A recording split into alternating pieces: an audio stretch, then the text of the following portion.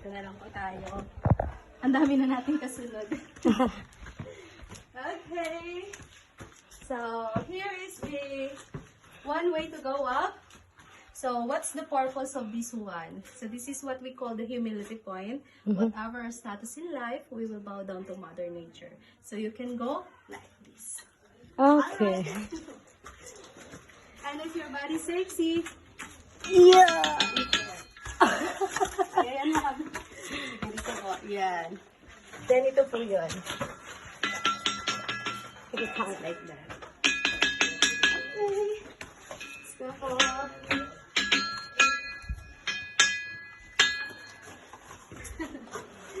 Alright. This is the first ladder. Oh. Okay. And that one is the hand of a dragon like ma'am. So, malaking kamay siya. Wow. Diba po? But we cannot do the shake hands. Masyadong malayo.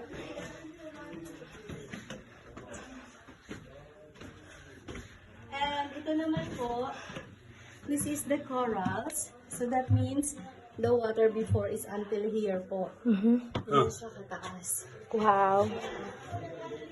It moves up lang because of tectonic movements. Sir, just please watch your head. Yes. Okay. Careful, baby. Alright, let's go. So, mahalaga talagang pag may helmet. Montog eh. Okay po, here we can see this one. So it's wet now, but if it's dry, it looks like this po.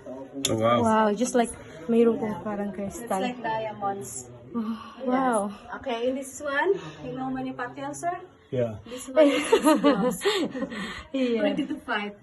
This is the elephant trumpet, and this is the baby's hand. Yes. And this is banana. Banana. Yeah. Sure. Yes. And this one, it's a wishing rock. Wishing rag. Yeah, snap 3 times. Then if it's come through, come back here. Yeah. Oh, and that's the eagle bird. Ayun. Sa likod po. That one. Ready to fly. There you go. Alright, so welcome to Skaranking. So, yung gamit natin, ma'am, pwede na pong ilagay sa bag. Nang harness po tayo.